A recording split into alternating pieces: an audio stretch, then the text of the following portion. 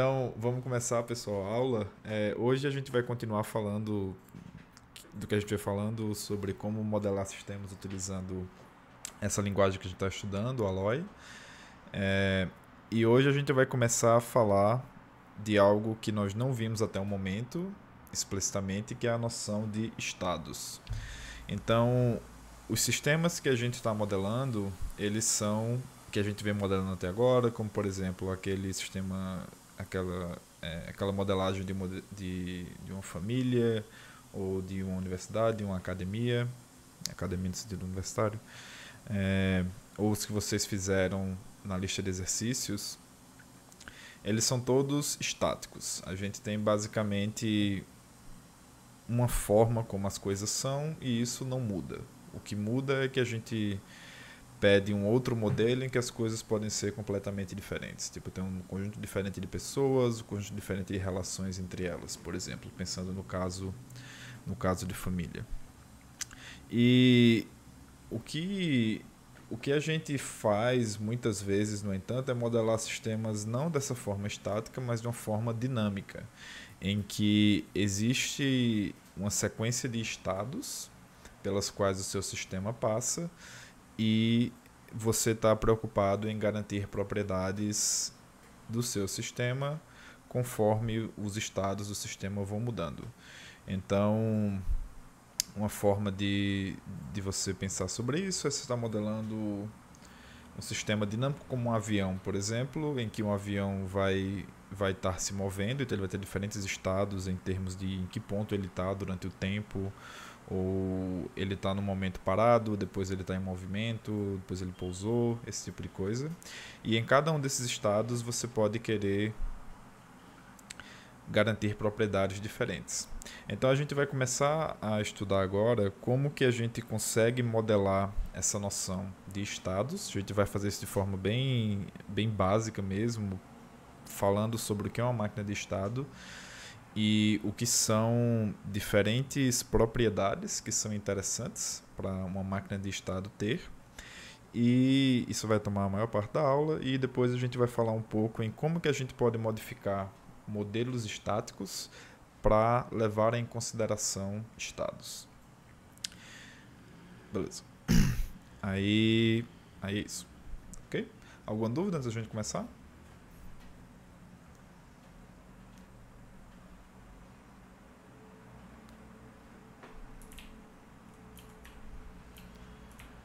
Beleza, show de bola. Então, deixa eu compartilhar aqui minha tela. Um,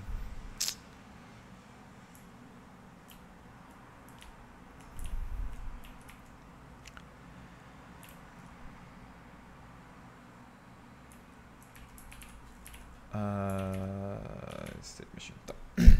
Vocês estão vendo minha tela?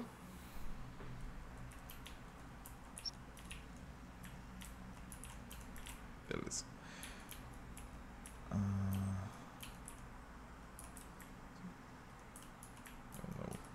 Meu Deus, espera aí. Ok. Espera aí, dá um segundo que eu estou ajeitando aqui a minha configuração da tela.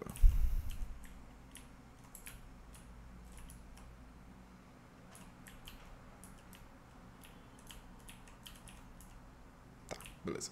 Então, vocês estão vendo o que está escrito aqui, né? Deixa eu aumentar aqui esse tamanho da fonte. Esse tamanho aqui acho que tá bom, né? Então a gente vai modelar uma máquina de estados, uma state machine. E esse é um conceito bem geral. O que é uma máquina de estados é algo muito comum que a gente vê em computação. Quando a gente estuda, por exemplo, teoria da computação, a gente começa a estudar máquinas de estado, basicamente, que tem diferentes operações, autômatos de pilha e finalmente máquinas de Turing. Mas o que a gente vai estar preocupado em falar e modelar aqui é sobre a ideia de você tem um estado inicial e você tem uma mudança desse estado para outros estados. Então, pensando no que é abstratamente uma máquina de estados, é um grafo dirigido, em que você tem ligações entre nós no grafo, esses nós vão ser os estados, e as arestas do grafo correspondem à transição de um estado para outro, certo? E é isso que simula a ideia de computação, né? Que é a ideia de execução de alguma coisa, é a ideia de você realizar uma série de operações que modificam o estado em que você está. Então, como que a gente modelaria uma máquina de estado que tem essa noção de você tem estados, você tem um estado tem um determinado sucessor, um conjunto de sucessores, que são estados que ele tem arestas dele para esses estados. Existe um conjunto de estados iniciais que podem vir depois de outros estados. E uma vez que a gente defina esse básico, a gente tem uma série de propriedades. Então, baseado nas coisas que a gente viu anteriormente, a gente já deveria estar familiarizado em, ao ler algo como o que está escrito aqui, no que é que a gente deve fazer. Então, quais seriam, por exemplo, as assinaturas que a gente iria escrever aqui e como que a gente modelaria depois cada uma dessas propriedades?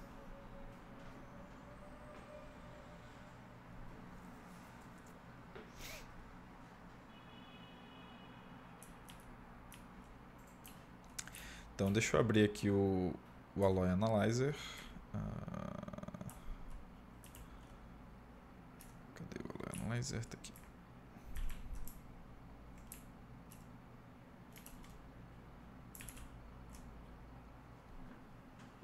Vocês estão vendo o Alloy Analyzer, né? Sim. Tá. Mas espera aí que minha tela tá toda bagunçada aqui. Deixa eu pensar aqui um momentinho como eu ajeito isso aqui.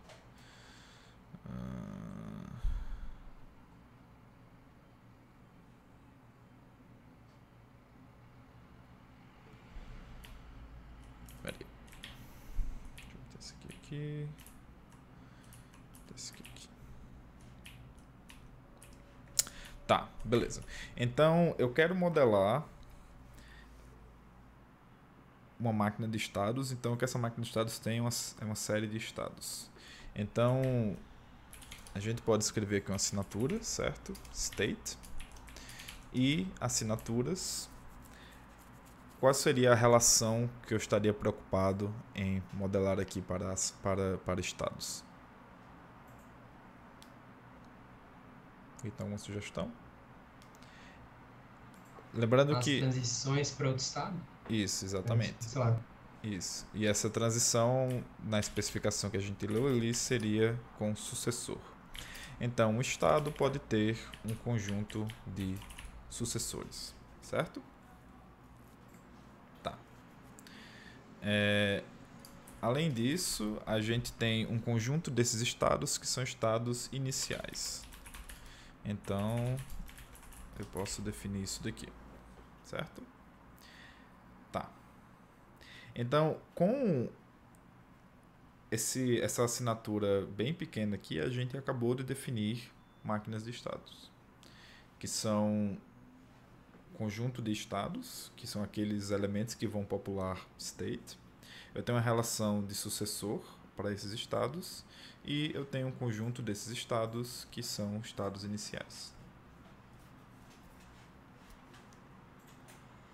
Beleza?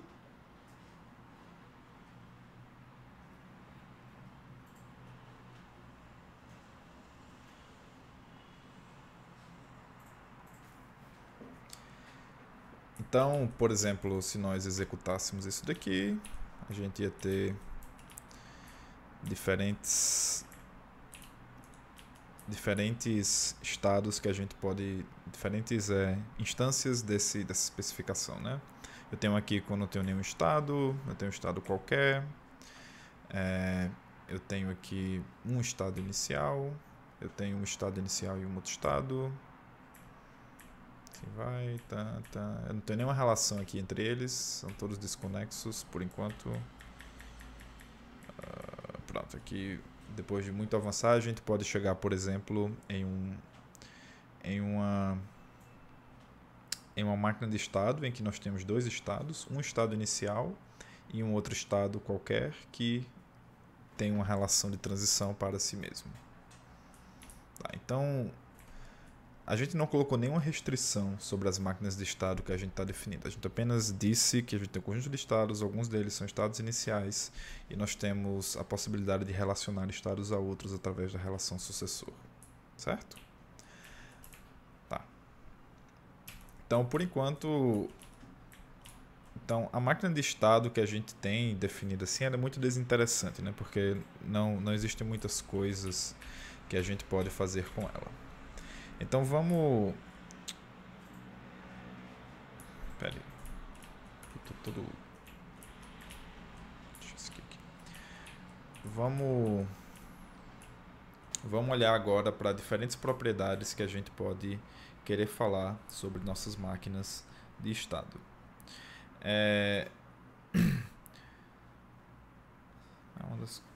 Uma das coisas que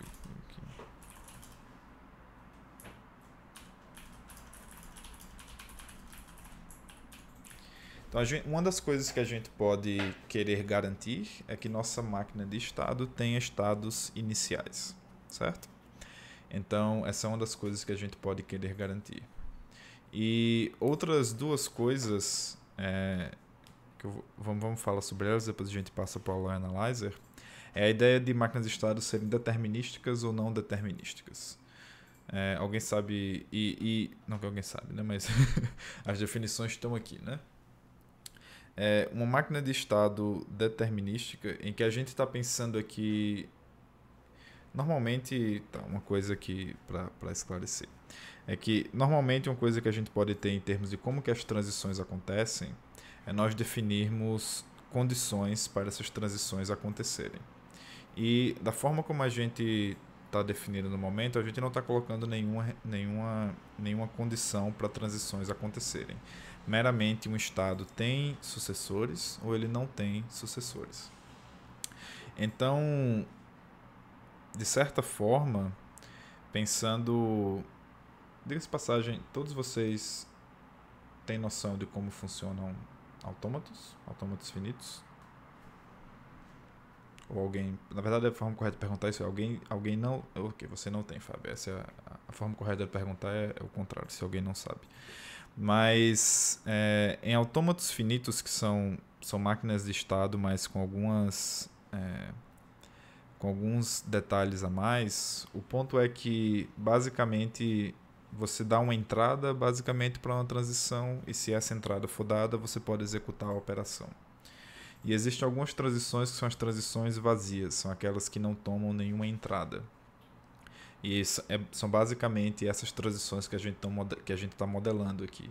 A gente está modelando apenas que um estado está relacionado com outro, mas a gente não está modelando condições para aplicar a mudança de um estado para outro.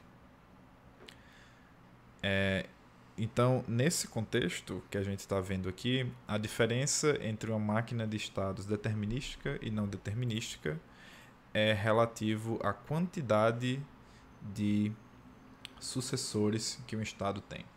Porque qual que é a diferença entre determinismo e não determinismo? A diferença entre determinismo e não determinismo é que no contexto determinístico você pode, com as mesmas condições, tomar uma transição ou outra, certo? Então, no nosso caso aqui, se a gente tem um estado que ele tem dois sucessores, eu posso passar para qualquer um dos sucessores não deterministicamente. Enquanto que no modelo determinístico eu sei exatamente qual que é o meu próximo sucessor. Certo? Deu para entender isso?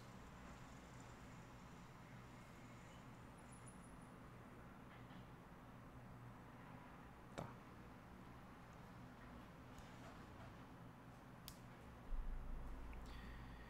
Então, vamos tentar modelar essas condições, certo? Deixa eu copiar isso daqui para poder manter a referência.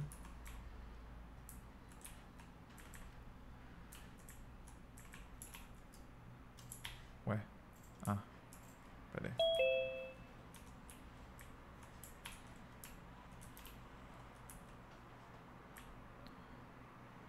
Pera aí, vocês estão vendo o Alloy Analyzer, né? Sim.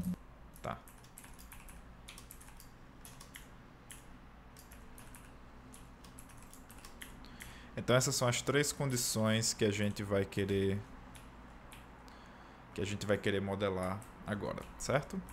Então a gente vai fazer para cada uma delas um predicado especificamente. Então se eu quero modelar aqui esse predicado que diz que qualquer que seja a minha máquina de estado, eu tenho pelo menos um predicado inicial. Como que eu poderia definir isso daqui?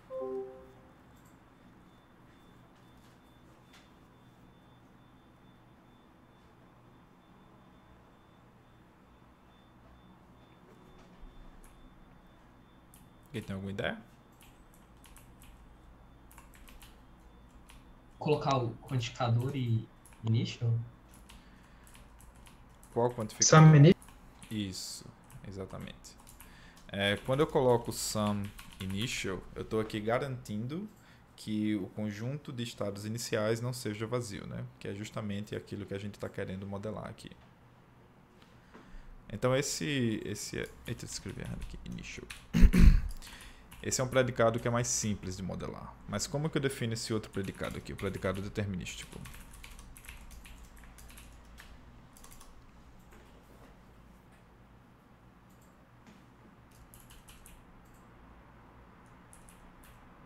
One initial. Como é que é? One initial. Uhum.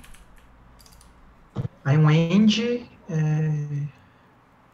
Na definição de predicado, quando a gente coloca novas linhas, aí o end é implícito. Então não precisa colocar.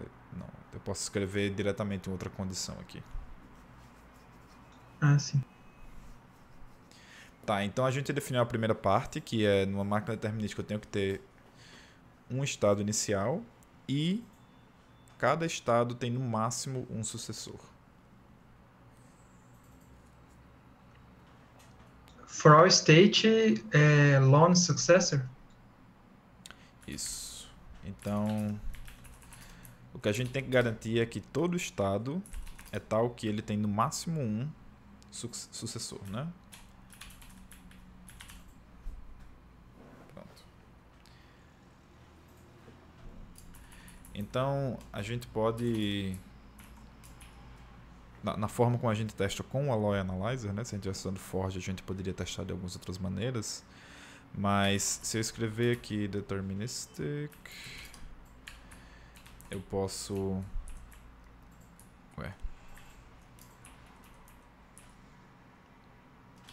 Escrevi errado. Peraí. Eu posso ter aqui alguns exemplos de máquinas determinísticas, né? Que é justamente aquilo que a gente esperaria. Embora que aqui nosso estado inicial é o terceiro cara e eu tenho um sucessor apenas para ele, que é ele mesmo, né? Perceba que nós ainda temos o cenário de termos desconexão, né?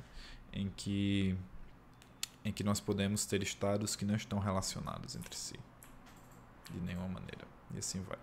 Mas a ideia de manter o determinismo a gente consegue modelar utilizando esses predicados que a gente escreveu aqui. Tá. Como é que a gente escreve o predicado de uma máquina ser não determinística?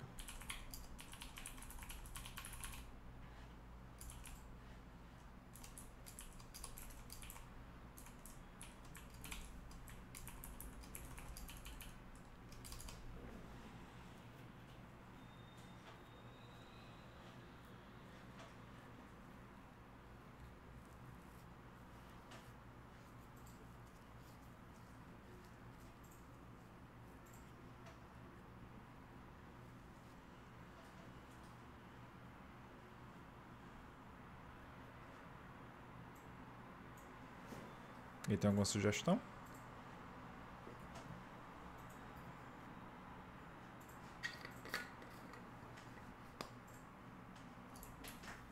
Ops.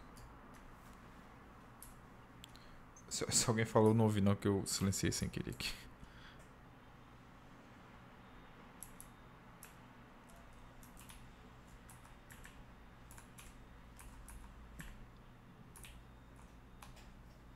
usar aquele quantificador, initial, quantificador não, é aquele símbolo de quantidade, initial, hashtag initial maior que 1, or,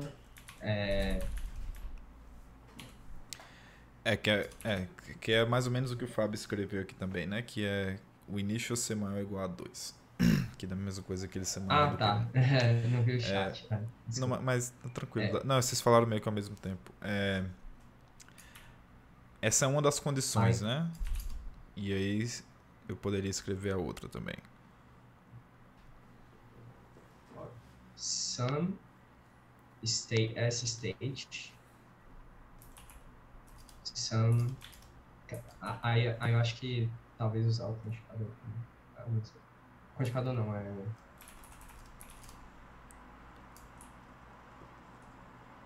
eu geralmente faço essas restrições de ter mais de um, usando existe um, existe outro e eles são diferentes. Eu geralmente faço assim, mas talvez tenha outra forma, mas Uhum. para falar que existem dois sucessores.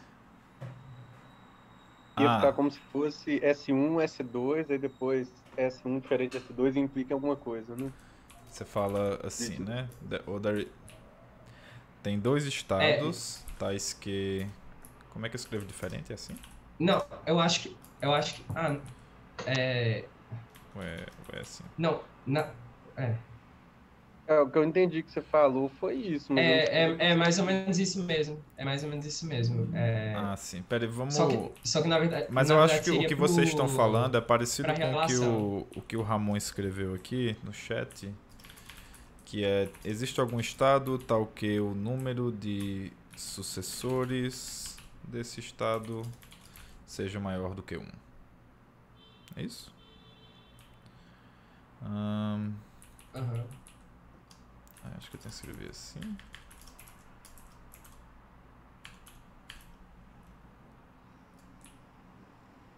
É que eu tenho que escrever algo que seja verdadeiro aqui, né?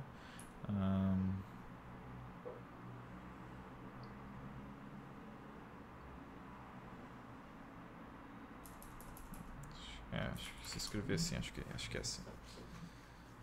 Vocês concordam com isso aqui que eu escrevi? Eu escreveria sem o outro, eu não sei. Que eu acho que quando você coloca já some, state Eu não lembro e, se eu preciso colocar e isso daqui. Eu ia perguntar pra que a chave também. Ah, é porque eu preciso escrever uma expressão booleana aqui. Se eu tentar fazer isso daqui... eu acho que essa já é, né? Eu não sei, mas eu acho. Não, de fato. Você pode colocar assim, ou então colocar que esse conjunto é diferente de none, que é o conjunto vazio, né? Aqui é a mesma coisa que escrever o sum, como eu tinha escrito, né? Mas eu acho que ele faz isso implicitamente. Tá. Então, se a gente olhar aqui nas instâncias, de fato essa é uma forma de modelar o que a gente tinha discutido, né? A gente está garantindo que a gente tenha mais do que um estado inicial. Aliás, não garantindo, que a gente tem duas condições, né? A gente pode ou ter mais do que um estado inicial, não é o caso aqui. Nesse caso aqui a gente tem mais do que sucessor para para estado 0 e estado 1. Mesma coisa desse aqui também, esse aqui também, esse aqui também. Mas enfim, mas dá pra satisfazer esse predicado também se a gente colocar mais do que um estado inicial. Tá. A minha pergunta para vocês é: existe uma forma mais simples de a gente escrever esse predicado?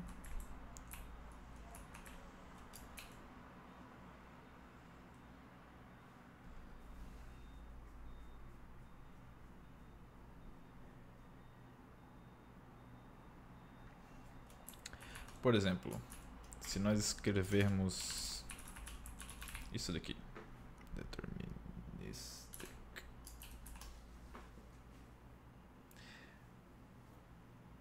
uma máquina de estado seria não determinística quando ela não é determinística?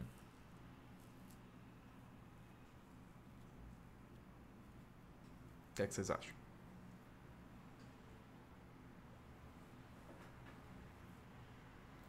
Acho que faz sentido. Se você negar aquele AL ali, você está dizendo que existe um estado S que o número de sucessor deles não é no máximo 1.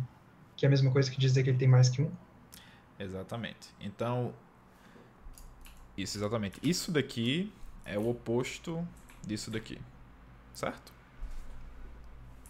Agora, a questão que sobra é... Ele não aceitaria 0 estados iniciais? Exatamente. Esse é o problema. Se a gente apenas usar a negação de determinístico, como o Fábio apontou, a gente não está garantindo o... A gente teria que uma máquina não determinística é uma que possui nenhum estado inicial. Porque o predicado determinístico garante que eu tenho exatamente 1.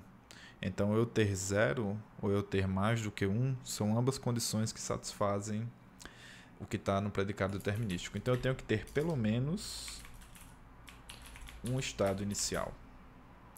Então, Professor, oi.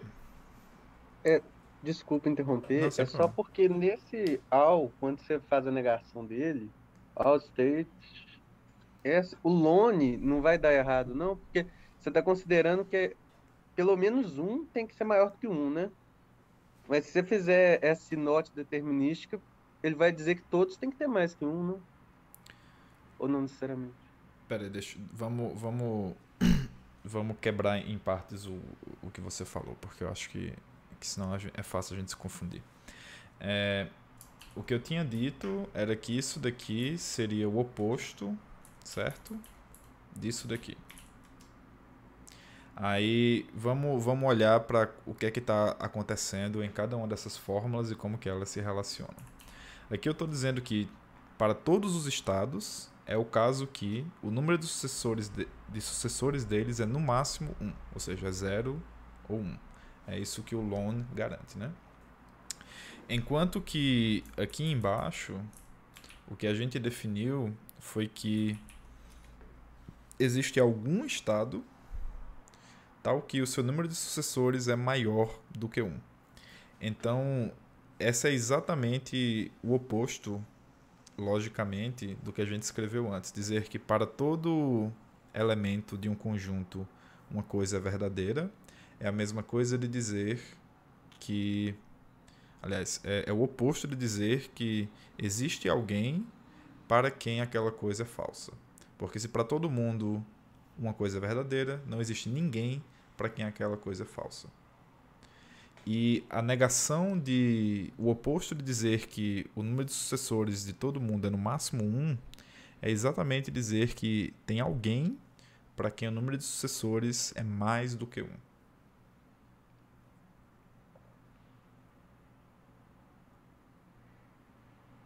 Deu para ver, Gleison, ou não? Deu, é porque eu pensei que o not ia atuar em cada pedaço da expressão, mas ele vai estar em tudo, tá? Ah, sim. É porque na expressão inteira, no caso, você está negando a expressão quantificada. Então você inverte o quantificador e você nega o corpo da fórmula quantificada. Nesse caso aqui, o all se torna o sum e a expressão lone successor se torna o contrário dela, né? Existem diferentes formas, mas é justamente o que a gente escreveu aqui. Beleza?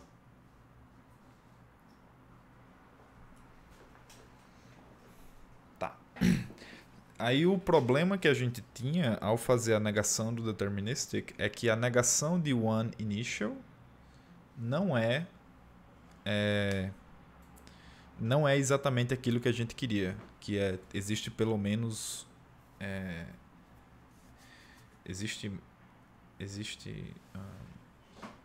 peraí.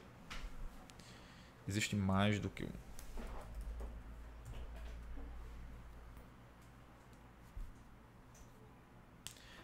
Aliás. Peraí. Agora eu tô confuso.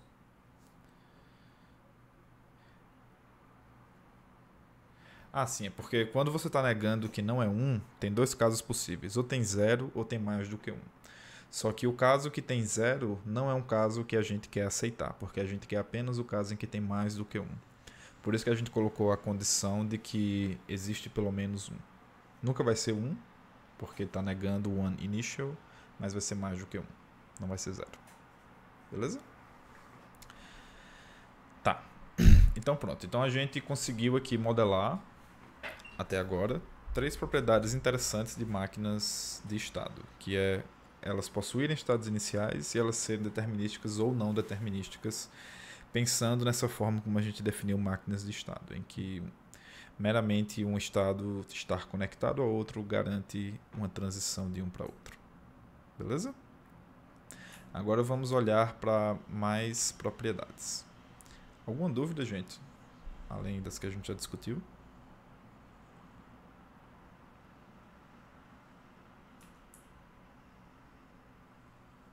Tá, então vamos lá. Deixa eu mudar aqui.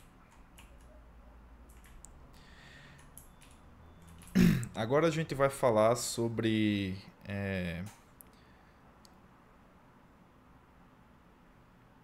reachability, sobre estados serem alcançáveis a partir de outros estados, via de regra a partir dos estados iniciais. E essa é outra propriedade fundamental desse tipo de sistema que a gente está falando, máquinas de estado ou sistemas de transição, é uma forma comum de se referir a esse tipo de sistema também, que é basicamente se existem estados que não são alcançáveis, se existem estados que são alcançáveis, a ideia de conectividade também, se você não tem partes da sua máquina que são desconectadas de outra. E uma coisa que a gente vai ver depois, que não é o que a gente vai ver aqui agora, que é uma coisa fundamental de quando a gente está fazendo a verificação de sistemas dinâmicos, que via de regra são sistemas que a gente está interessado em verificar, é a ideia de a gente garantir que uma máquina de estados, um sistema, é seguro por todos os estados ruins, que são os estados perigosos, serem inalcançáveis. Então, essas são todas as coisas que a gente está vendo aqui que vão ser importantes depois, então é bom a gente internalizá-las bem. Tá, então vamos pegar essas 3 condições aqui e vamos tentar agora modelá-las. Ok.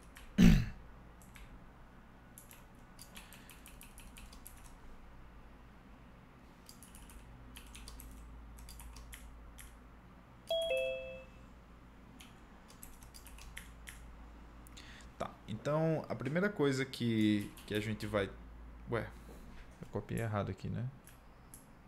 Essa aqui é essa que eu já tinha copiado antes. Pera aí.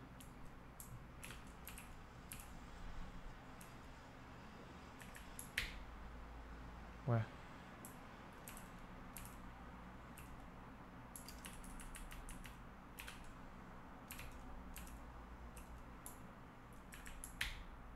Ah, agora foi. Não. Não, pera aí. Tá certo. Agora tá certo. Eu tinha copiado certo antes? Ou não? Sempre foi errado. Agora eu tô confuso. Enfim, não sei. Enfim, agora... agora tá como devia ser. Enfim, beleza. Não interessa. Interessa o estado atual, não os estados anteriores. Então, a gente quer modelar agora que uma máquina que tenha...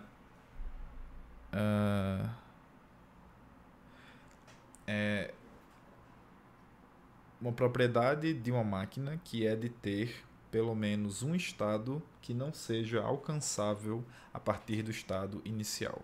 Ou seja, que existem estados inalcançáveis. Como que a gente pode modelar isso?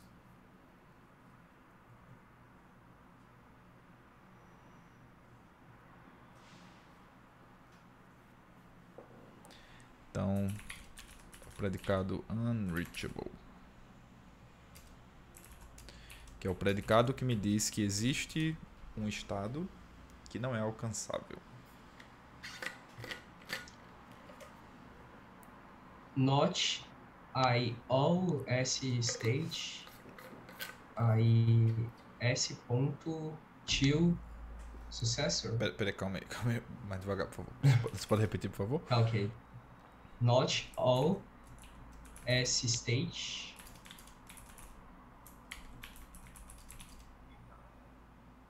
I S ponto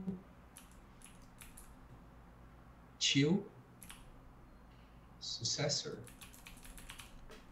Eu acho que, eu não sei, eu pensei assim. Tá. Então, vamos lá. O till me dá a transposta, né? Então, a transposta dos sucessores são os estados que levaram até mim. Então, o que você está dizendo é que, com isso daqui, é que não é o caso de que para todos os estados... Faltou o quantificador aí, eu acho. Sum, né? Antes do S Ah, ponto. sim. Você quer dizer que isso aqui não é vazio, né? Você está dizendo que todos os estados... Ou seja, não é o caso que todos os estados têm alguém que leva até eles. Tem alguém... Todos os estados têm antecessores. Né? Tem a parte do from any initial state, né? Aí eu acho que isso daí que quebra nessa definição. Um contra-exemplo. Qual seria um contra-exemplo para a propriedade de algo não ser alcançável, mas da forma como você modelou? Ou seja, o seu você pode... Eu acho que Minha pergunta é qual que é uma máquina de estados, como a gente está definindo aqui, em que esse predicado é verdadeiro, mas essa máquina tem estados inalcançáveis?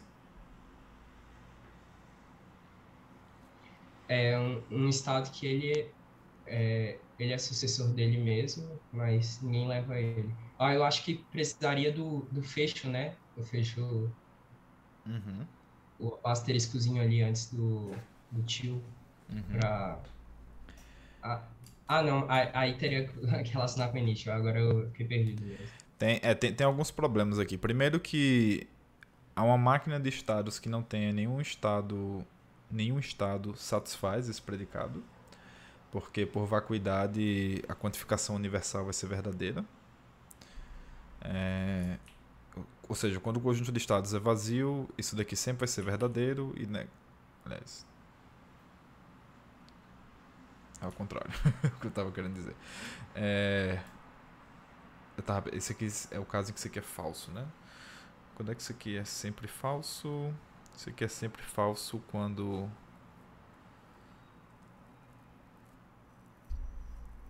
Se você não tem estados...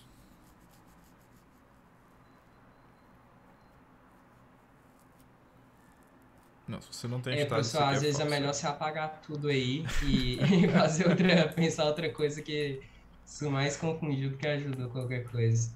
Tá, mas assim, você estava indo na direção correta, que é a direção de relacionar estados e a relação que conecta-os, né? Mas teve uma coisa que você falou que de fato é importante, que é a ideia de fecho. Então, o fecho, a gente viu fechos transitivos, fecho reflexivo transitivo, ele nos dá basicamente, ele modela muito bem justamente essa ideia de alcançabilidade. Então, se nós temos a relação de sucessor, que relaciona estados, e um estado é alcançável se depois de N sucessores eu chego nele, a partir do estado inicial, quando que um estado não é alcançável? Ele não é alcançável quando ele não está no fecho da relação de sucessor que eu obtenho para todos os estados iniciais.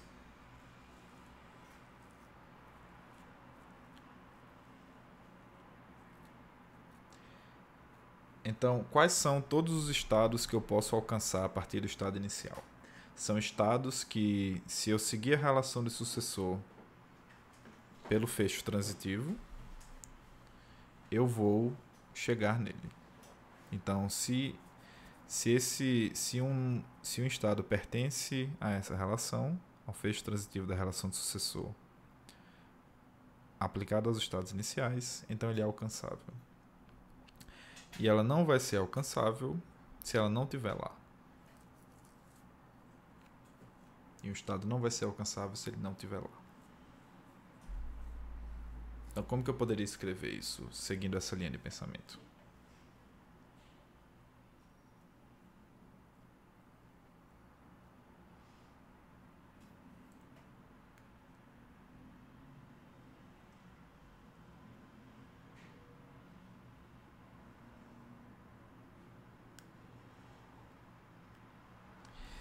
Bem, a primeira coisa que eu acho que a gente pode concordar é que eu preciso ter pelo menos um estado inicial, né? O Ramon deu uma sugestão aqui. Então, eu tenho algum estado, tal que para todos os estados iniciais, esse estado não está no fecho transitivo.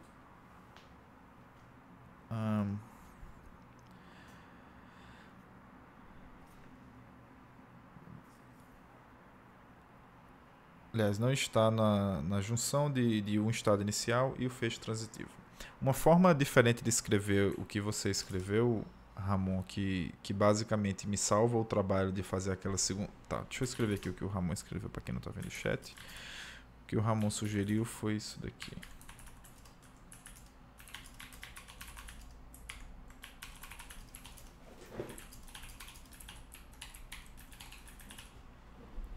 Tá. Aí, o que eu ia falar é que, em vez de a gente fazer isso daqui, a gente pode, basicamente, fazer um curto-circuito, né? Que é tomar initial, escrever isso daqui.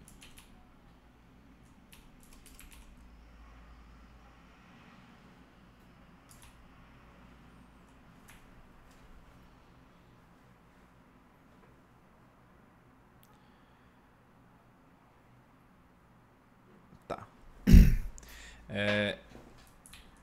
E o Gleison deu outra sugestão, que é escrever isso daqui.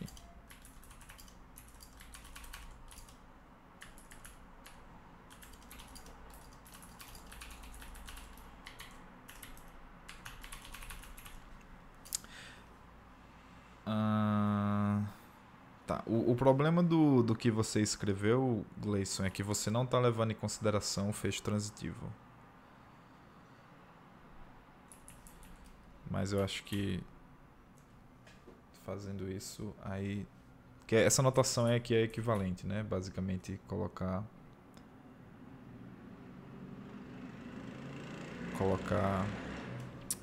usar o operador de... Não lembro como é que chama esse operador. Mas usando chaves e fazer isso daqui. Então, essas são duas formas de escrever algo parecido. Mas tem uma diferença entre essas duas formas, entre essas duas coisas que foram escritas, né? Ou não tem? O que é que vocês acham?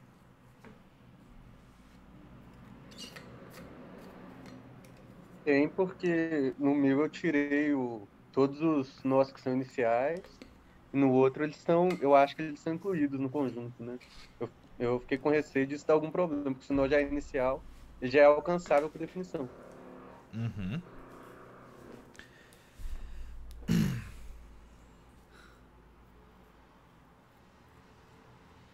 Mas esse é um ponto interessante. O que é que vocês acham? Tipo,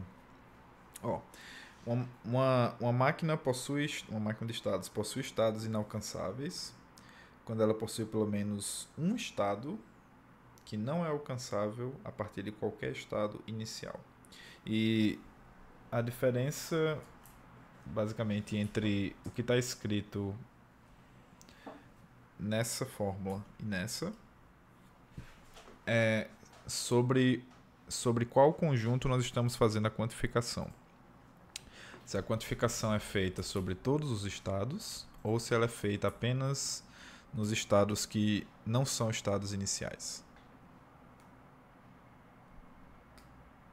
Então, o que o Gleison estava com receio é: se isso daqui é verdade para um estado inicial, essa máquina possui estados não alcançáveis?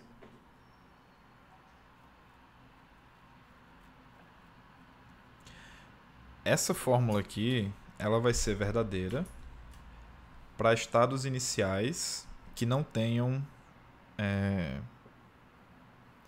que não levem a si mesmos, que não tenham ciclos, certo?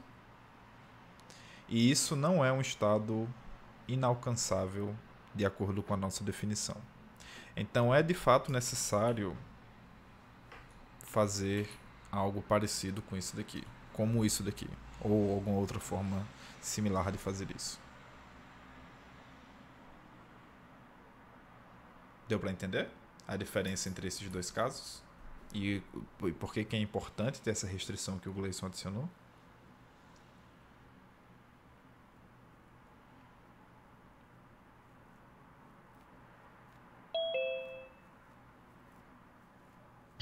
Professor, acho que eu não entendi direito.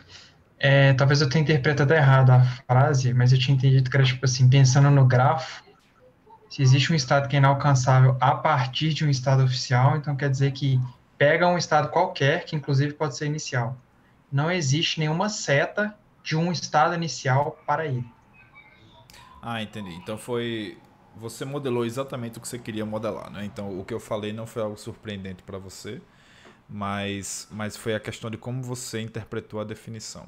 Mas a definição, e isso é algo que a definição pode não ter deixado isso claro, mas é a forma como a gente normalmente entende a ideia de estados inalcançáveis, é que para um estado ser inalcançável, ele não deve ser um estado inicial. Ah, ok. Beleza. Tá. Então, se estados iniciais pudessem ser inalcançáveis, você poderia escrever dessa maneira aqui. Tá. Aí eu pergunto, como que, em vez de fazer como tá feito aqui, qual que é outra maneira, como que a gente pode basicamente recuperar essa definição aqui que o Ramon escreveu? A gente pode utilizar o fecho reflexivo transitivo. Porque com o fecho reflexivo transitivo, a gente basicamente completa a relação também com ciclos. A gente assume que tem ciclos na relação. Então isso excluiria os estados iniciais também. Então, se nós escrevêssemos dessa maneira, nós garantimos que S1 não vai ser um estado inicial. Beleza? Então, agora, como está escrito aqui, essas duas definições, nas linhas 28 e 29, devem ser equivalentes.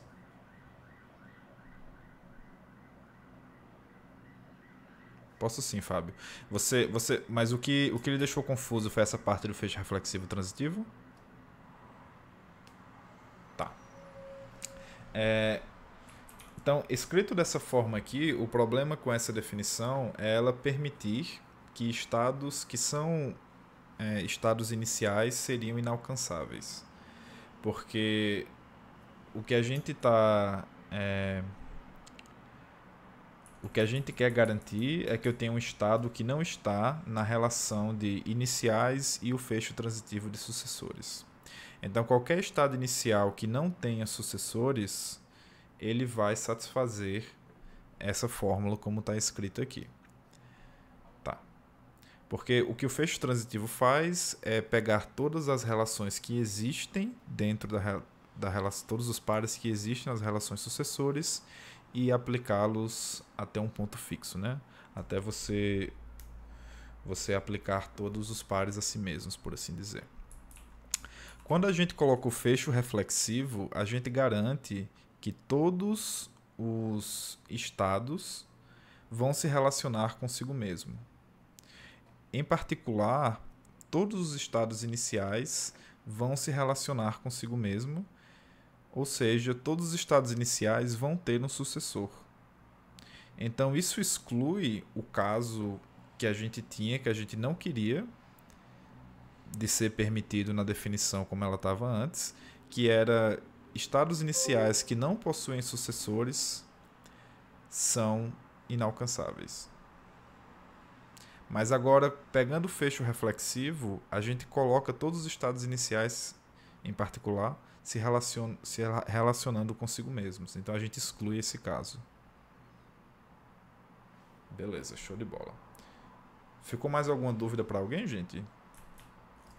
Da mudança aqui do fecho transitivo para o fecho reflexivo transitivo?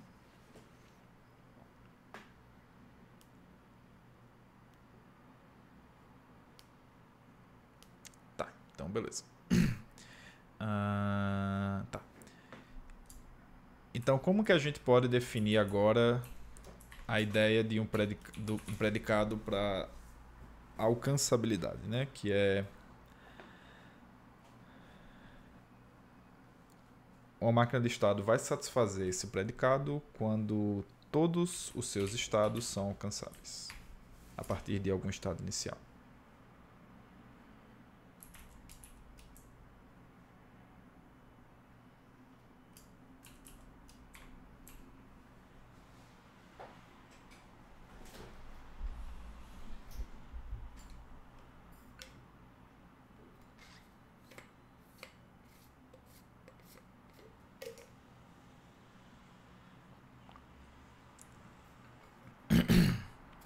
Alguma ideia?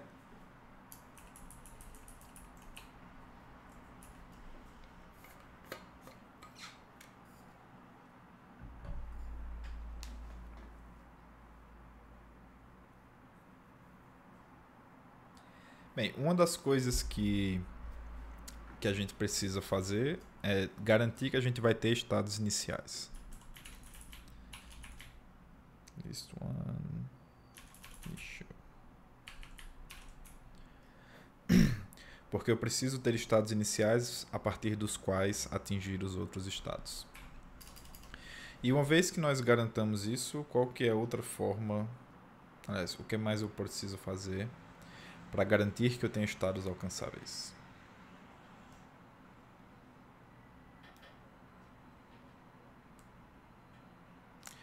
Exatamente. A gente pode fazer similarmente como a gente fez com definindo máquinas não determinísticas, né? Que é utilizar o fato de que nós já definimos o que significa ter estados inalcançáveis e garantir que isso nunca acontece. Então, se eu tenho estados iniciais e não é o caso que eu tenho estados inalcançáveis, então todos os estados são alcançáveis.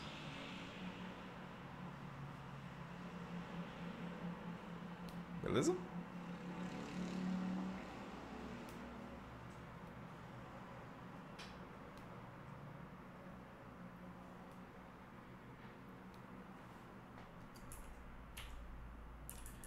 Tá. Então, como que a gente pode definir agora conectividade? Uma máquina de estados ela é conectada quando todos os estados são alcançáveis a partir de outros estados.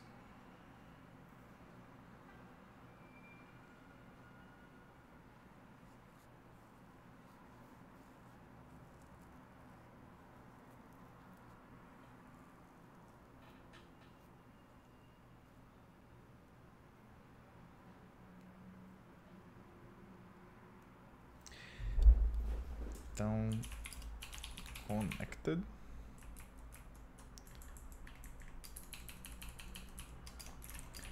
Como que a gente pode definir esse predicado aqui? Como a gente está falando sobre alcançabilidade, a gente precisa de estados iniciais.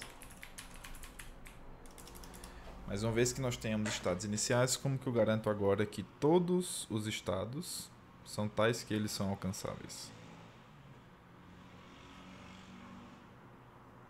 Pega ali na definição de unreachable, aí troca some por all, e tira um not. Tá, então para todo estado o que a gente quer garantir é que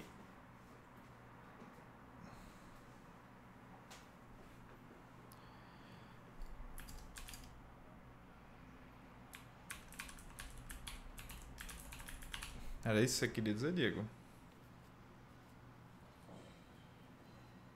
Sim, professor. Tá, o que é que isso aqui está dizendo? Isso aqui está dizendo que todos os estados são tais que, a partir de um estado inicial, eles vão ser... Tá. Se tiver um que é, enfim, né? Teria que ter algum caminho de volta, né? Um exemplo que tem 2 estados e um é inicial e o outro não. O estado inicial não seria alcançado, né?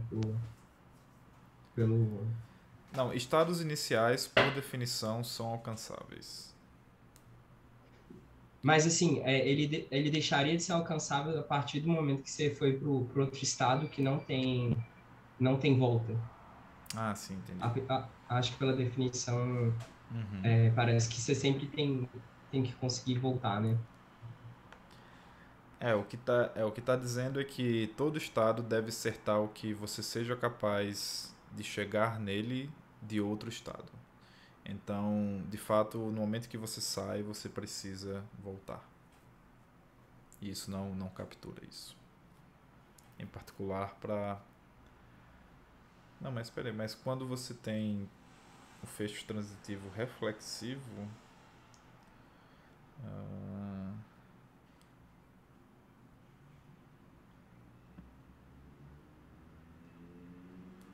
não, mas você ainda está restringindo por começar os estados.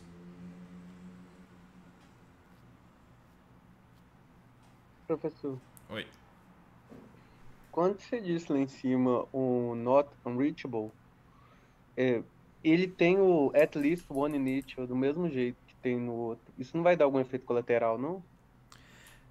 Isso daqui é uma conjunção, né? Então, a gente está dizendo que isso daqui tem que ser verdadeiro e isso daqui também. Quando...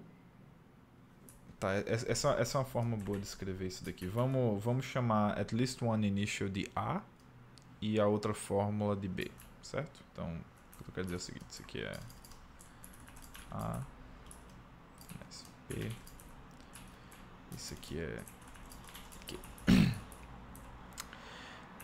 Então, quando a gente escreve isso daqui, a gente está escrevendo P, certo? And not P and Q.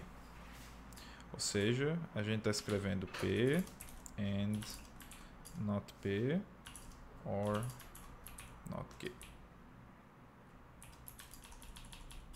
Certo? Ou seja, o que a gente está escrevendo é P e not Q. Só um momentinho.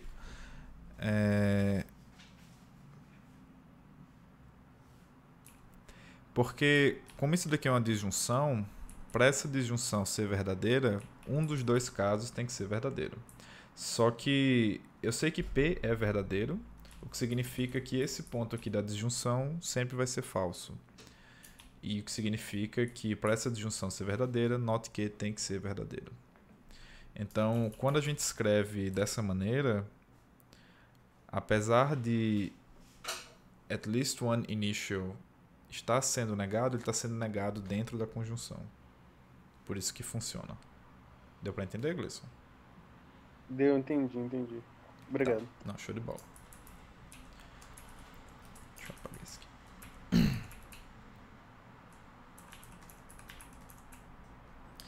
Tá. Então, voltando aqui para... Daniel, Oi. desculpe te interromper. Quando eu tenho um átomo, eu consigo escrever o conjunto que tem só esse átomo no meio da fórmula? Bem, primeiro, a gente nunca tem átomos. A gente tem... quando a gente está escrevendo aqui esse S, por exemplo, esses vão ser os conjuntos unitários contendo os átomos de state. Então, a razão disso é porque todas as operações que a gente faz são sobre conjuntos. E átomos não são conjuntos. Átomos são elementos dos conjuntos. Nas interpretações. Por isso que essa quantificação aqui não é sobre os átomos dos conjuntos. É sobre os conjuntos unitários contendo os átomos. Entendi, obrigado. Beleza. Tá. Então, voltando aqui para o que o Diego tinha escrito, para todo S1, todo S2 em state, S2 está em S1 fecho transitivo. Uma forma diferente de escrever o que você escreveu, Diego, da mesma maneira como... Esqueci quem era que tinha sugerido antes, a gente pode passar por cima dessa segunda quantificação e usar diretamente o conjunto state. Então, fazer isso aqui. Beleza? Então, o que é que a gente está dizendo aqui? A gente está dizendo que para todos os estados são alcançáveis a partir dele. Mas aí vai incluir ele mesmo, né? Assim, Incluindo ele mesmo. Porque você está usando o fecho transitivo reflexivo. Mas aí isso não é um problema? Tipo, se eu tô num estado, o fecho... Se eu entendi, nesse fecho, a relação dele com ele mesmo é sempre verdade, né? O que o fecho reflexivo faz é adicionar para a relação que você está definindo os ciclos. Os ciclos não sei se o ciclo unitário, né? Que é todo mundo está relacionado consigo mesmo. Então, aí, no caso, isso não seria sempre... Ah, tá. Entendi. Entendi. É porque eu tava... É porque eu pensei ao contrário, né? Se fosse state, ponto... Eu tava... você estava viajei. pensando se você tivesse pegando fecho de alguma forma desse cara aqui, in né? state. No caso... Não, eu tava pensando S in state, ponto... asterisco sucesso. Que aí sim. eu pensei, tipo... Não, o que eu escrevi aqui foi exatamente o que você escreveu. Eu só peguei a quantificação do S2. Eu tô falando no que tá no chat. Se quem não tá vendo, você pode abrir o chat. Tá, entendi. Entendi. Porque escrever para todo mundo que tá no estado, aquele cara tá em alguma coisa, é a mesma coisa de dizer que o conjunto inteiro tá naquela coisa. Entendi. Ou seja, escrever isso daqui é o mesmo que...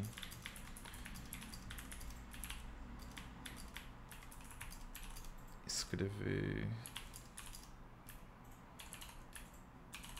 isso daqui. Essas duas coisas são equivalentes. Entendi, professor. Eu acho que talvez, assim, nessa definição que eu estava pensando, era que o estado S tinha que ser diferente do S2, talvez. Uhum. Porque com esse fecho, tipo, sempre ser verdade. O que... eu pensei que com esse fecho dessa forma, esse fecho aí, e não aquele outro fecho, incluiria sempre si mesmo. Então, você não precisaria de um sucessor. Você tá falando se fosse desse jeito? Não, eu tava pensando que se fosse o contrário, a relação com si mesmo é sempre, ela tá incluída, né? Então seria sempre verdade. Não precisaria de um sucessor, no caso. É que eu pensei assim, S ponto asterisco sucessor, talvez eu esteja com a definição errada desse asterisco. Mas eu pensei que ela inclui o S, o próprio S, e as aplicações de sucessor, né? Tá, vamos revisitar. É que eu pensei que era o conjunto com... O que tá escrito aqui é o seguinte. Dessa forma aqui, o que tá escrito é o seguinte.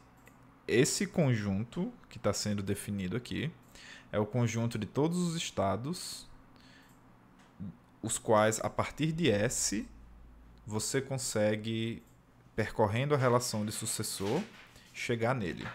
Então, se S se relaciona com S1, S2, S3, S se relaciona com S1, que se relaciona com S2, se relaciona com S3.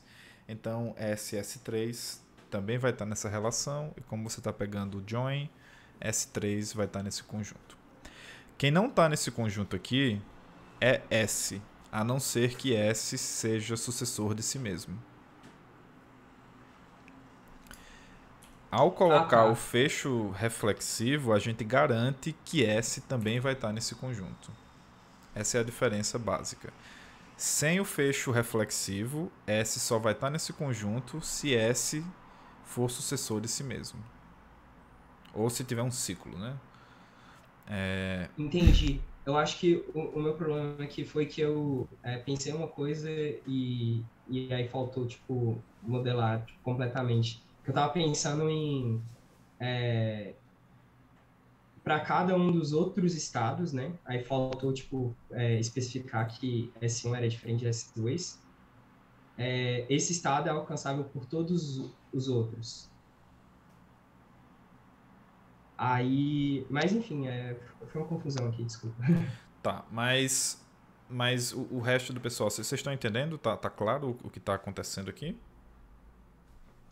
Eu acho que minha dúvida é parecida com, é o Diego que estava falando, né, eu acho. Isso. Esse asterisco aí, eu fiquei, se eu entendi bem, nessa máquina é obrigatório que todos os estados tenham self-loop, né? Ele meio que essa condição está obrigando a isso, né? Exatamente. O que essa condição, a diferença entre usar o fecho reflexivo transitivo, que é o que está escrito aqui, e usar apenas o fecho transitivo,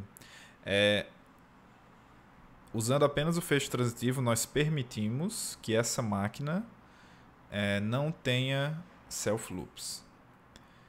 Se a gente coloca isso daqui, a gente força que ela tenha self-loops, ou seja, todos os estados são alcançáveis através da relação do sucessor, incluindo, através de todos os outros, incluindo eles mesmos. Essa é a diferença principal. Nós forçamos que eu seja alcançável a partir de mim mesmo também, para todos os estados. Beleza, entendi. Só mais uma coisa. Teria alguma diferença? Você colocou state in S ponto asterisco successor. Se eu colocar S in state ponto asterisco successor, é equivalente? Posso dizer isso? Você fala... peraí, deixa eu... Você fala escrever...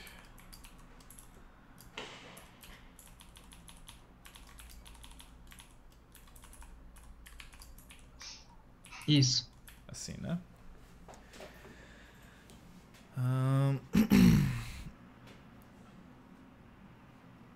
O que está sendo dito agora é que todos os estados...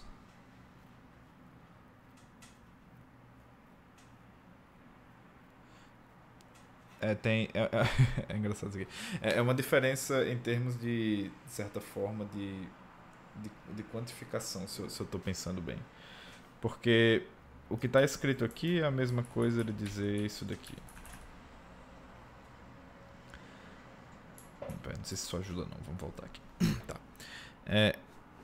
O que é que está sendo definido aqui? Antes, a gente estava pegando para um nó. Eu vou olhar todo mundo que é alcançável a partir dele. E todo mundo tem que estar incluído aí. Ou seja, nesse daqui de cima, certo? Para qualquer estado que eu pegar, todos os outros estados têm que ser alcançáveis a partir dele. Esse é o que está sendo escrito aqui nessa linha 41. Aqui na linha 43, o que está sendo dito é o seguinte. Para todos os estados, esse estado, você consegue chegar nele a partir de alguém.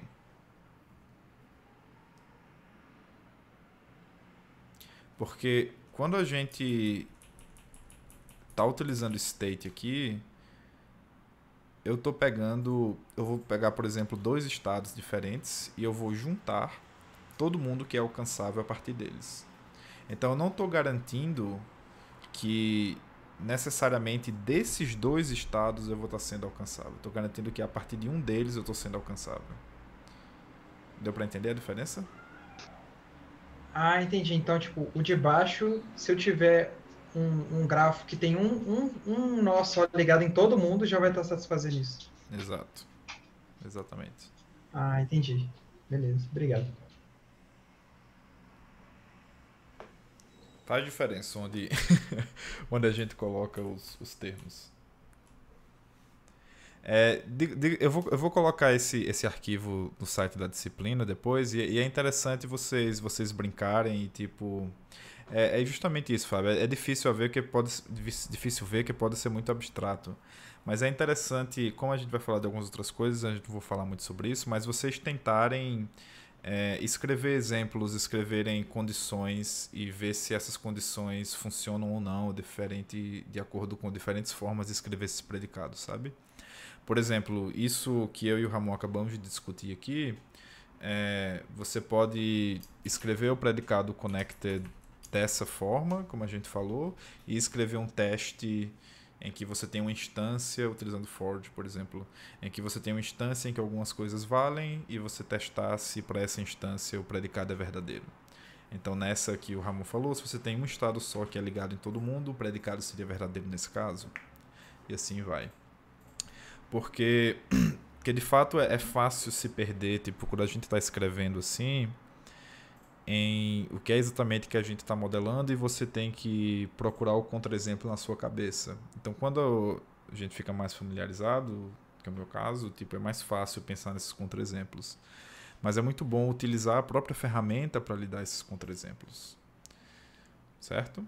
Similarmente como quando a gente estava confuso semana passada com aquela questão do predicado de incesto, quando a gente estava escrevendo a especificação em Forge, uma boa forma de tentar entender o que está acontecendo é pedir um exemplo que mostre justamente o problema que você viu, ou que você acha que está acontecendo. Beleza? Que pode ser confuso mesmo. Esse caso aqui Então deixa eu voltar ao que estava escrito aqui antes. Equivalently.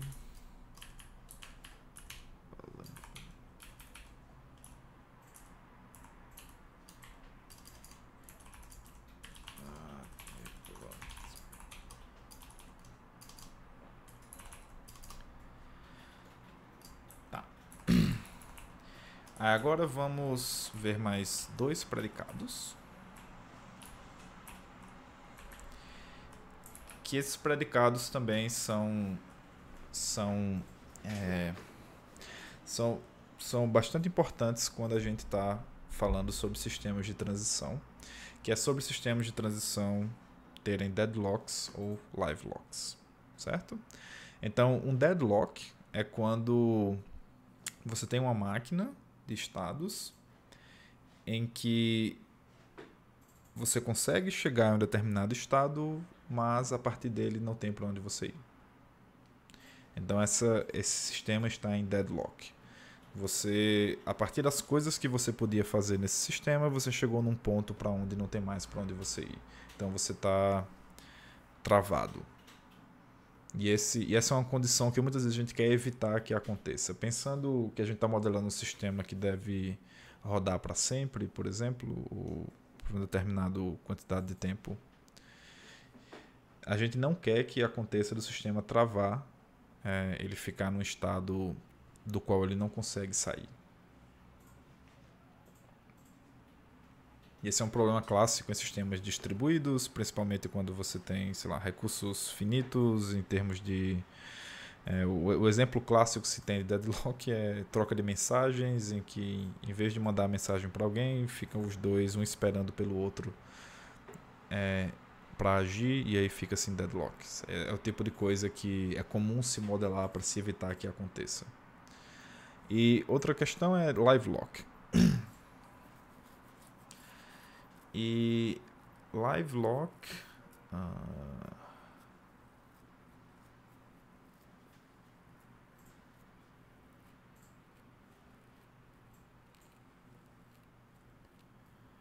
tá, o live lock é um pouco mais complexo.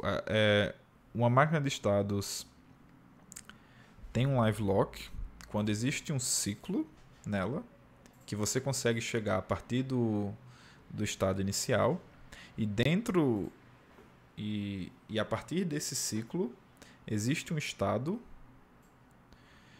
que não faz parte do ciclo, então você fica preso nele. Você sai do seu estado inicial, você chega no ciclo, e uma vez que você tem um ciclo, você consegue ir para esse estado do qual você não consegue...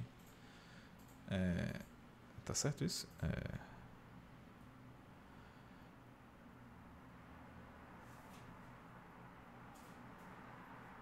Do qual você sai do ciclo. tô confuso aqui.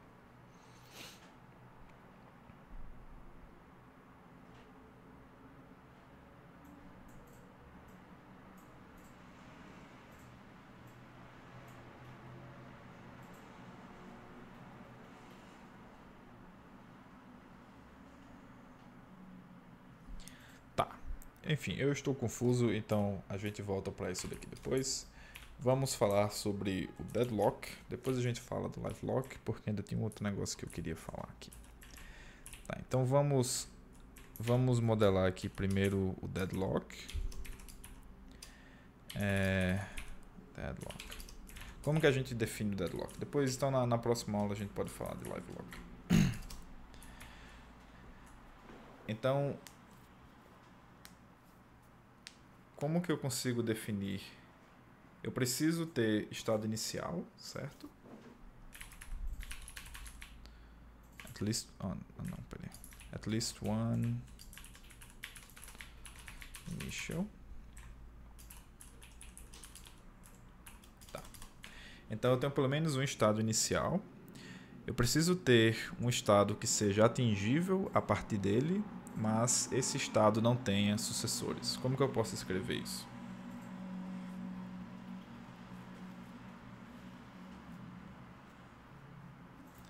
Tá, a sugestão do Ramon é: eu pego um estado que seja alcançável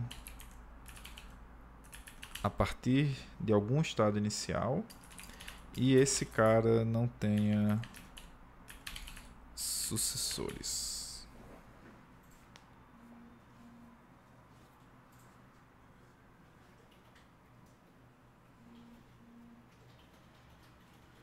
Tem algum problema com essa definição?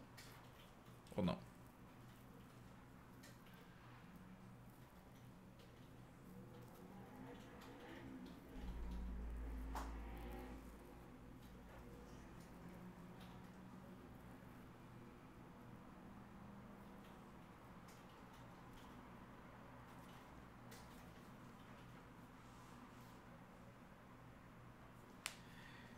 Eu acho que tem um ponto que é relativamente ambíguo. Uma máquina de estados estaria em deadlock se você tem um estado inicial que não tenha sucessores.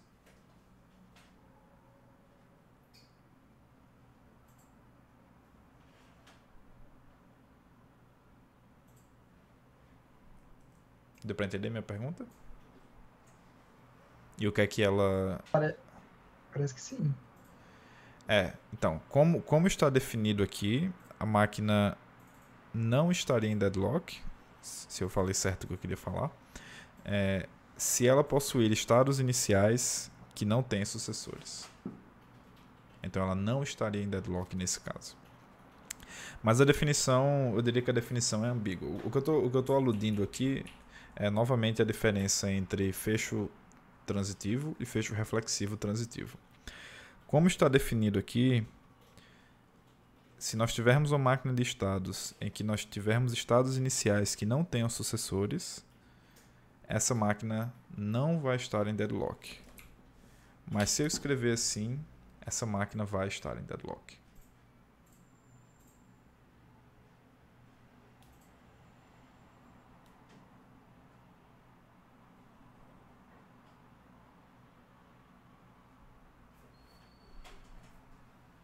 Deu para entender a diferença do que usar o fecho reflexivo transitivo ou apenas o fecho transitivo significa?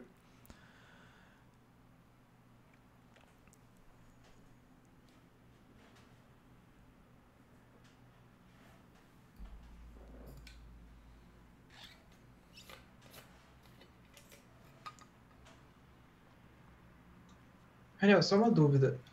Nessas máquinas a gente está considerando que um estado inicial pode ter uma transição para outro estado inicial ou não? Pode. Pode sim. A gente não restringiu nada nesse sentido, não. E tanto porque naquela primeira definição que a gente colocou, estados iniciais podem ser sucessores de alguém. Mas não muda o fato de que um estado inicial sem sucessores ainda não caracterizaria um deadlock. se a gente não utilizar o fecho transitivo. Com o fecho transitivo, apenas estados iniciais que são sucessores de estados iniciais ou sucessores de outros estados e não tenham sucessores caracterizariam deadlock.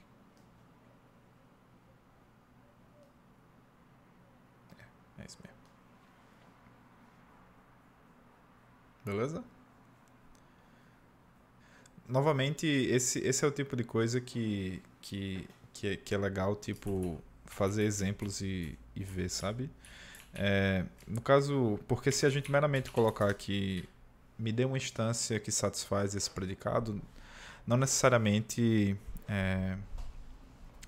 iria mostrar aquilo que a gente quer ver. Mas, pensando nisso que a gente está discutindo agora, mas eu poderia colocar outras restrições. Tipo, me dê instâncias em que o predicado deadlock seja verdadeiro e eu não tenha estados iniciais. Peraí, tipo some as initial and no as successor. E eu tenha estados iniciais que não possuem sucessores, certo? Se nós pedirmos isso daqui, a gente vai ter verdadeiro.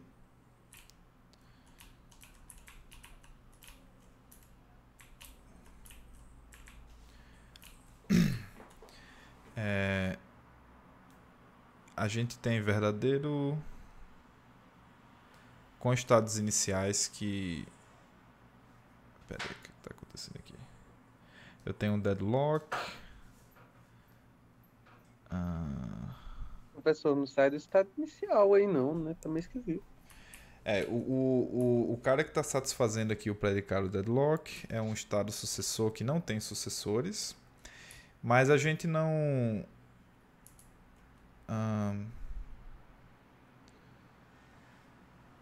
não, Mas tá. o estado 1 é inalcançável, né? O estado 1 ele é inalcançável.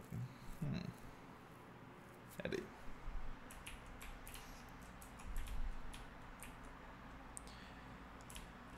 Vamos voltar aqui para a definição. O que a gente escreveu eu tenho que ter pelo menos um estado inicial e eu tenho que ter um estado que está... Qual que é o problema aqui, gente? Quer dizer, peraí. Não é exatamente. Qual que é o problema aqui? Por que a gente tinha aquilo como... Por que a gente teve aquele exemplo? É parecido com aquela mesma questão que a gente teve semana passada. Quando isso daqui é vazio... Não, peraí. Acho que tem outro problema aqui. Peraí que agora eu tô confuso. O que a gente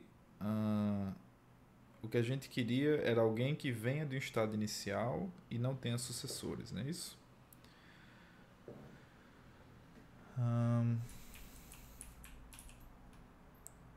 Quando a gente usa o fecho reflexivo transitivo,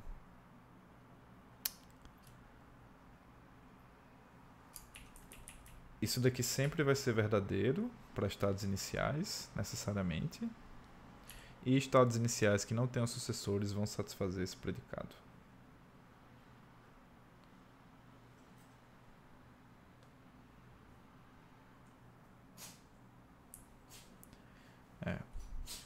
Ao passo de que, se a gente utilizasse o fecho transitivo apenas, a gente não teria exemplos como aquele, porque a gente vai precisar que seja alguém que eu chegue a partir do estado inicial.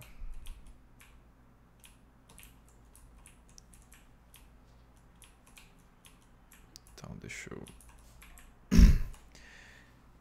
Então, que esse é um exemplo que a gente tem aqui, por exemplo, né? Em que tanto o initial one como o state satisfazem o predicado deadlock, mas porque eu tenho o initial 0, né? Então eu acho que de fato eu me confundi, tipo, ou além, ou tipo, é preciso mais restrições do que o que a gente colocou para garantir que aquela situação que eu queria modelar, de que você estaria em deadlock quando você tem estados iniciais que não lhe levam a lugar nenhum, mas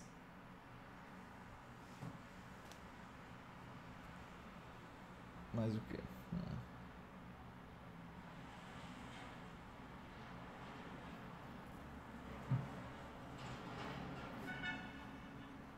Ou era exatamente aquilo que a gente queria modelar?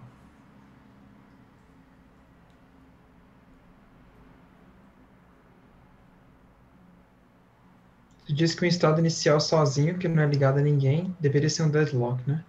É isso, exatamente. Então, na verdade, aquele exemplo era exatamente o que a gente estava querendo modelar com o fecho reflexivo transitivo, que era que se nós tivermos máquinas em que estados iniciais não possuem sucessores, isso também é um deadlock. E aí é irrelevante o fato de esse estado inicial ser atingível ou não a partir de estados iniciais, porque ele é um estado inicial.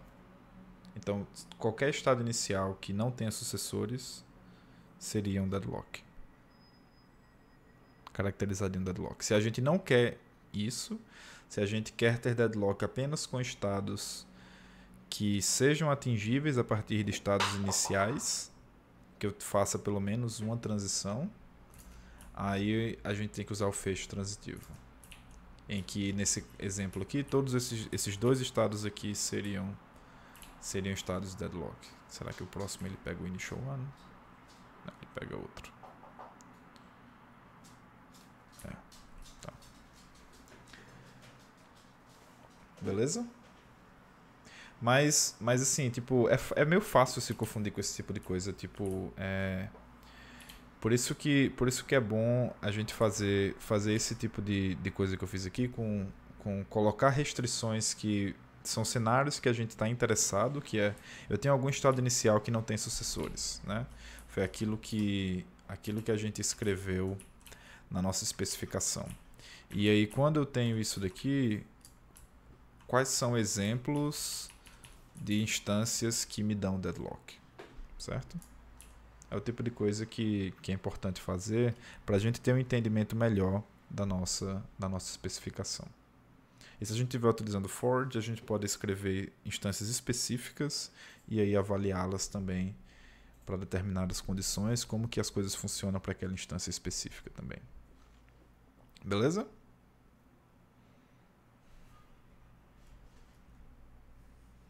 Beleza. Tá. Agora, rapidinho, é o que a gente vai continuar na próxima aula, mas como que a gente usa essa noção de estados para modelar mudanças em modelos. Então, vamos escrever aqui algo parecido com o que a gente tinha, que é a assinatura de estado, que tem uma relação de sucessor. E aí eu tenho initial, extend state. Tá. E agora eu vou usar um pequeno pedaço daquele modelo que a gente estava escrevendo de família, certo? Então nós temos pessoas são, nessa nossa modelagem aqui, homens ou mulheres. Então é uma assinatura abstrata estendida por homem e mulher. E eu vou modelar apenas a relação aqui de ter um esposo, certo? E uma pessoa tem no máximo um esposo. Tá. E aí como que eu posso modelar a ideia de, em um estado, duas pessoas não serem casadas e em outro estado elas serem casadas? Então, ou seja, como que a gente tenta modelar a ideia de a gente ter uma transição? Então, em vez de nós termos um modelo de família estático, em que quando a gente tenta obter uma instância desse modelo, nós temos as relações definidas independente de estados, como que a gente muda isso para associar estados? Bem, a gente pode fazer isso adicionando um campo estado à relação de esposo. Então, agora, pessoas vão ter esposos vinculados a estados. Então, em um estado, ela pode ou não ter um esposo.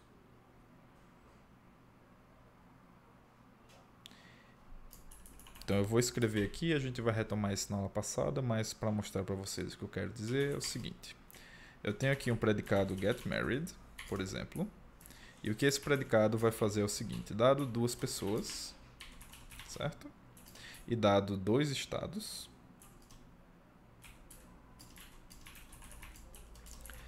nós vamos ter primeiro aqui uma pré-condição, que é essas duas pessoas não são casadas no estado S, e no estado S' elas vão ser casadas.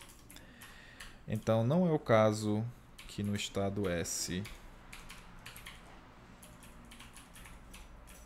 elas são casadas, e no estado S' elas vão ser casadas.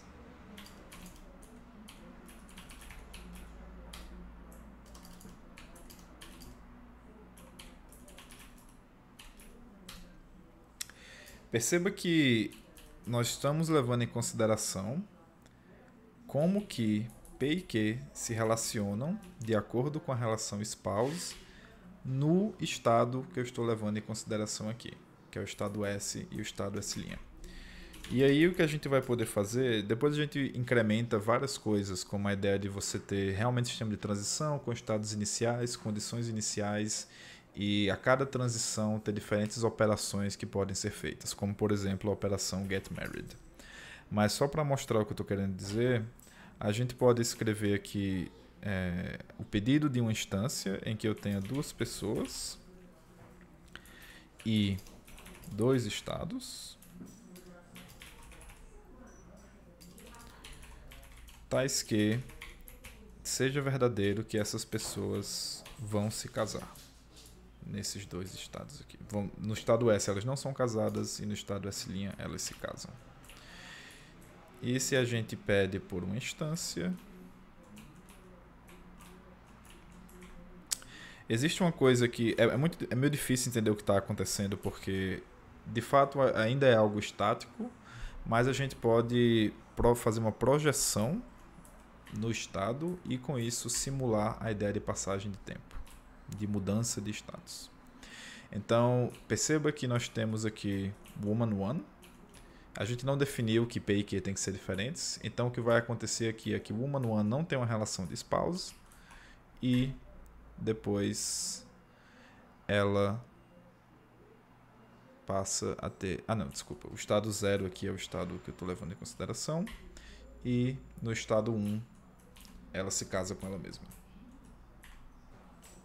Perceba, não tem spouse de woman 1 e depois tem spouse de woman 1. Então isso é uma forma de, com o Alloy Analyzer, a gente simular um sistema de transição, em que nós temos estados e se você fizer essa projeção do seu modelo de acordo com a interpretação dos estados, o que acontece no estado 0, o que acontece no estado 1.